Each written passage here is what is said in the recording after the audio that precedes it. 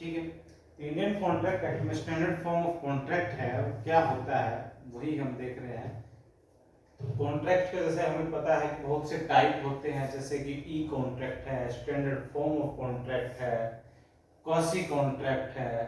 Specific contract है। तो इन्हीं में से एक टाइप होता है स्टैंडर्ड फॉर्म ऑफ कॉन्ट्रैक्ट। अब स्टैंडर्ड फॉर्म ऑफ कॉन्ट्रैक्ट क्या होता है, इसको जनरली अगर आप समझना चाहें तो सिंपल सा इतना देखिए कि स्टैंडर्ड एक वर्ड आ रहा है, तो स्टैंडर्ड का क्या मतलब लेते हैं आप। जैसे कि आपका लिविंग ऑफ स्टैंडर्ड क्या है, लिविंग ऑफ स्टैंडर्ड किस चीज से डिसाइड हो रहा है, आपकी लाइफ का लिविंग ऑफ स्टैंडर्ड इस चीज से डिसाइड हो रहा है, आपके एक्ट क्या है, आपके रूल्स क्या है, आपके जो संस्कार क्या है, आपका जो लिविंग स्टैंडर्ड है वो किस तरीके से चल रहा है ना, वो स्टैंडर्ड है क्या, उसको डिसाइड करने के लिए आप कितने बजे उठते हो, क्या करते हो, कैसे रिएक्ट करते हो, हर वो चीज, यानी आप एक रूल रेगुलेशंस के हिसाब से चल रहे हो, एक रूल रेगुलेशन स्पेसिफिक फ्रेम किया हुआ आपने कि मुझे सुबह इतने बजे उठना है, उसके बाद ये करना है, उसके बाद ये करना है, उसके बाद पूजा पाठ करना है, उसके बाद में ब्रेकफास्ट करना, उसके बाद में आपको कॉलेज के लिए जाना, उसके बाद में तो एक जो स्टैंडर्ड आपका जो लिविंग स्टैंडर्ड है वो रूल्स के अकॉर्डिंग है, इसलिए आपका स्टैंडर्ड है। तो स्टैंडर्ड का मतलब यही है कि एक specific rule regulation specific conditions है, वही इसमें है। वो कॉन्ट्रैक्ट जिसमें स्पेसिफिक एक रूल रेगुलेशन स्पेसिफिक कंडीशंस बनाई हुई है कि आपको इस एक फ्रेमवर्क बनाया गया है कि आपको इस फ्रेमवर्क में फिट होना ही होगा, है ना, इसके अकॉर्डिंग आपको चलना होगा। तो एक वो स्टैंडर्ड फॉर्म ऑफ कॉन्ट्रैक्ट बोल दिया, इसका स्टैंडर्ड डिसाइड करने के लिए कुछ रूल रेगुलेशन कंडीशंस है। एग्जांपल आप समझेंगे तो ज्यादा इजी हो जाएगा। जैसे कि आप मान लीजिए एलआईसी हो गया, आप एलआईसी की पॉलिसी लेने के लिए जाते हैं तो वो उसमें एक पर्टिकुलर एक क्लोज बने हुए है, उसमें जिसमें टर्म एंड कंडीशंस लिखी हुई है कि आपको ये नहीं करना होगा, ये नहीं करना होगा, ये नहीं करना होगा, हम इसमें ये चीज बेनिफिट देंगे, इस में देंगे, इसमें नहीं देंगे बेनिफिट। एक पूरा उन्होंने मैनिफेस्टो बनाया हुआ है कि आप इतना पे करोगे तो उस हिसाब से आपको इतना मिलेगा, इतना पे करोगे तो इस हिसाब। आप उसमें ये नहीं कह सकते नहीं नहीं मैं इतना नहीं, थोड़ा कम कर लो, इतना पे मत करो, मुझे बेनिफिट ज्यादा नहीं, वो फिक्स है, आप इतना पे करोगे आपको इतने इतने टाइम पे ये बेनिफिट मिलेंगे, यानी टर्म एंड कंडीशन फिक्स है। एक फ्रेमवर्क तैयार किया है, आपको सिर्फ साइन करना है तो आप कॉन्ट्रैक्ट में आ गए एलआईसी के साथ में। ये नहीं है कि आप कुछ कंडीशन आप डिसाइड करोगे, कुछ और डिसाइड करेगा फिर कॉन्ट्रैक्ट बनेगा, नहीं, है ना। तो स्टैंडर्ड फॉर्म ये हो गया कि ऑलरेडी सब कुछ डिसाइडेड है, टर्म एंड कंडीशन सब कुछ फिक्स है, आपको कॉन्ट्रैक्ट में जाने के लिए साइन करना और कॉन्ट्रैक्ट में चले गए। इसको बोलते हैं स्टैंडर्ड फॉर्म ऑफ कॉन्ट्रैक्ट। वो कॉन्ट्रैक्ट जिनमें जो स्टैंडर्ड है वो पहले से डिसाइडेड है कि ये नियम ये शर्तें आप पे लागू होंगी, ये कर सकते हैं, ये नहीं कर सकते आप, मतलब फॉर्मेट तैयार है, फ्रेमवर्क तैयार है, तो वो होगा स्टैंडर्ड फॉर्म ऑफ कॉन्ट्रैक्ट। ठीक है, दो पार्टी में भी हो सकता है, दो से ज्यादा पार्टी में भी ये बिल्कुल हो सकता है। अब इसमें एक बड़ा ये आता है कि भाई अनइक्वल बार्गेनिंग पावर इसमें होती है, इस कॉन्ट्रैक्ट में बिल्कुल होती है कि आपके पास बार्गेनिंग पावर नहीं होती, चीजें डिसाइड करने की पावर नहीं होती। तो इसमें दो पार्टीज होगी, एक डोमिनेंट पार्टी होगी, एक थोड़ी वीकर पार्टी होगी। तो जो डिसाइड कर रही है, जैसे कि एलआईसी है, वो डिसाइड कर रही है वो सब कुछ, तो वो डोमिनेंट पार्टी यहाँ पे होगी। आप उसमें एंटर किए हो, आप थोड़ा वीकर हो कि आपके पास में बार्गेनिंग पावर नहीं है, कि उसमें फिक्स है आपको साल का आपने 1 लाख रुपए देना है, आगे चल के आपको इतनी साल के बाद इतना मेच्योरिटी पे इतना बेनिफिट आपको मिल जाएगी, इतना मेच्योरिटी आपको मिल जाएगी 30 लाख में से। उसमें आप ये नहीं कह सकते कि नहीं इसको हटाओ, मेरे को 1 लाख नहीं, मेरे को तो 98,000 देने हैं, बताओ, वो नहीं कर सकते आप। आपको फिक्स टर्म प्लान है जिसके टर्म एंड कंडीशन पहले से स्पेसिफिक है, तो आपको वो प्लान मिलेगा, आप उसमें करेंगे, आपने उतना ही पे करना पड़ेगा उस बेनिफिट को लेने के लिए। तो वो चीजें पहले से डिसाइडेड है। उसके बाद आ जाइए इसमें आप, जैसे जनरली तो ये जैसे कि मैंने बताया बैंक इंश्योरेंस वगैरह में होता है, लोन में होता है, कैरियर में होता है, बैंक कुरियर्स में होता है, रेजिडेंशियल जो लीज होती है उनमें डिसाइडेड होता है ना, उनमें जैसे लीज होती है उनमें डिसाइडेड होता है कि सर इतने साल के लिए लीज है, उतना चार्ज है, ये टर्म एंड कंडीशन आप लीज पे ये कर सकते हैं, ये नहीं कर सकते हैं, आपको इतना इतना पे करना पड़ेगा, सब कुछ पहले से डिसाइडेड है। तो acceptance of standard form of contract क्या है, इसमें इसमें एक्सेप्टेंस की बात कर रहा हूँ। तो इसमें ये है कि जनरली क्या है कि जैसे कि आपने वो एक मैनिफेस्टो आपने एक दे दिया है, LIC ने आपको दे दिया कि ये 10 से 15 पेज का कि जल्दी जल्दी आपने साइन किया और उसमें एक्सेप्टेंस हो गई, ठीक है, टर्म एंड कंडीशंस को पढ़ा आपने तो उसमें एक्सेप्टेंस हो गई। तो उसमें क्या है, इसमें जनरली क्या है, जब जो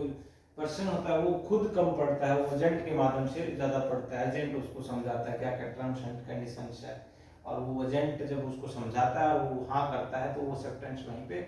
हो जाती है। तो in such contract people mainly give attention to closure related with the prices, they don't really care about other clause.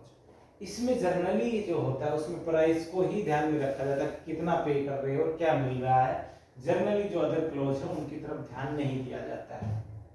ठीक है। दूसरा पहले मैंने बताया कि एजेंट से, दूसरा मैंने बताया कि जनरली प्राइस पे ध्यान दिया जाता है। दो, तीसरा सुने, तीसरे में क्या है, जो डोमिनेंट पार्टी है वो प्रेशर क्रिएट कर देती है कि आपको उसमें आप उससे ज्यादा डिस्कस नहीं कर सकते, बार्गेनिंग नहीं कर सकते, आपको इंटर करना तो करे नहीं ना करे। अगर एक बार आप उसमें इंटर करके फिर आप उसको छोड़ने के लिए कि आपको पे करना पड़ेगा, अदरवाइज आप बाहर हो जी, पे करना पड़ेगा अदरवाइज आप बाहर हो जी। जैसे आपको एजेंट को ये नहीं बताया, वो नहीं बताया, ये बाकी ये अलग मैटर है कि सुप्रीम कोर्ट में कुछ केसेज में सुप्रीम कोर्ट ने ये कहा भी है, थोड़ा लिबरल व्यू दिया है कि जनरली ऐसा होता है कि लोग इतने लंबा चौड़ा आप बना के लेके आते हो टर्म्स एंड कंडीशंस का, तो जनरली लोग सब कुछ नहीं पढ़ पाते, 2-3 क्लोज पढ़ पाते हैं और साइन कर देते हैं, वो कॉन्ट्रैक्ट हो जाता है। पर इसका ये मतलब नहीं है कि लोगों को परेशान किया जाए ये बार बार ये चीजें करके, ठीक है। दूसरा कि ये है कि पर्सन्स के पास में कम चांस होता है कि बाहर आने का, कि उनको एक्सेप्ट ही करना पड़ता है, कि वो एक्सेप्ट करोगे तभी कॉन्ट्रैक्ट में आएंगे। कुछ चीज़ों से जैसे कि 10 क्लोज उसमें डाले, आपको 1 क्लोज से 2 क्लोज से परेशानी है उसमें, तो आपके पास नहीं है चॉइस, वहाँ पे आपको या तो आपको छोड़ना पड़ेगा या फिर आपको एक्सेप्ट करना ही पड़ेगा, ठीक है। तो ये चीज़ें उसमें हो गई। अब एडवांटेज क्या है स्टैंडर्ड फॉर्म ऑफ कॉन्ट्रैक्ट के और डिसएडवांटेज क्या है, ये एक बार हम देख लेते हैं। तो सबसे पहला एडवांटेज की मैं बात करूँ तो it help in reducing the cost of contract, है ना। तो ये रिड्यूस कर देता है कॉस्ट, कॉन्ट्रैक्ट की कॉस्ट को कैसे रिड्यूस कर देता है, जैसे कि ABCDE जैसे 5 पर्सन है, इन सब के साथ में कॉन्ट्रैक्ट करना है आपको स्टैंडर्ड फॉर्म ऑफ कॉन्ट्रैक्ट में। तो कॉन्ट्रैक्ट करना है तो आपने फिक्स, LIC ने फिक्स बना दिया कि जी देखो इतना ये फिक्स फॉर्मेट है, ये टर्म्स एंड कंडीशंस है, और ये आपकी लायबिलिटीज है, ये हमारा राइट्स है, ये आपकी ड्यूटीज है, ये हमारी ड्यूटीज है, और ये एक फॉर्मेट दिया उन्होंने एक पेज, ये सबको दे दिया और सब इस पे साइन करे और कॉन्ट्रैक्ट हो गया। मतलब हर किसी के साथ में बैठ के अलग टर्म एंड कंडीशन डिसाइड नहीं कर रहे, अलग नहीं कर रहे, तो उसमें कॉस्ट रिड्यूस हो गई, एक साथ सबके साथ हो गया। इंश्योरेंस पॉलिसी है, रेलवे टिकट है, जैसे रेलवे टिकट है, टिकट के पीछे टर्म्स एंड कंडीशंस लिखी होती है, वो स्टैंडर्ड फॉर्म कॉन्ट्रैक्ट है। दूसरा क्या है, एफिशिएंट इन नेचर और there is no scope of negotiation, the speed up the binding process, speed up है, बिल्कुल स्पीड है, एक साथ आप बहुत जल्दी से बहुत से लोगों के साथ में सिर्फ साइन करना है, और आपने टर्म कंडीशन पहले फिक्स है, लोग उससे फैमिलियर है, लोगों ने एक ने पढ़ ली, वो फिक्स उसी के साथ है, फिक्स उसी के साथ, फिक्स उसी, यानी सभी टर्म्स कंडीशंस एक ही है, तो एक ने पढ़ ली तो बाकी ने साइन वगैरह कर दिया, और वो speed up process, time saving कह लो आप इसको। दूसरा कि सुटेबल फॉर डिफरेंट पर्पस, ये अलग अलग पर्पस के लिए बिल्कुल ये सुटेबल है, जो पर्पस जिस चीज का आप उसका एक फॉर्मेट लेके आए वो बनाए, एक बार डिसाइड करें, बस फिर हो गया, फिर वो ही चलता रहेगा। दूसरा इसमें बार बार चेंज नहीं होता, मैंने बताया कि एक के साथ भी वही है, बी के साथ भी, सी के साथ भी, उसको बार बार नया फ्रेम नहीं करना पड़ता टर्म्स एंड कंडीशंस को। LIC की जैसे LIC का है, आप देख लीजिए, आनंद प्लान है, इंश्योरेंस की है, लाइफ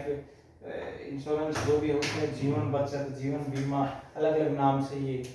आयुष्मान अलग अलग नाम से जो पॉलिसी जाती है, तो पॉलिसी जैसे बना दी गई कि ये पॉलिसी इतना नंबर पॉलिसी, आनंद प्लान इतना नंबर पॉलिसी, 936 नंबर पॉलिसी, तो वो फिक्स वही है, उसके टर्म्स एंड कंडीशन फिक्स है, वो चाहिए इसके साथ हो, उसके साथ, उसके साथ हो, कोई उसमें चेंजमेंट नहीं है।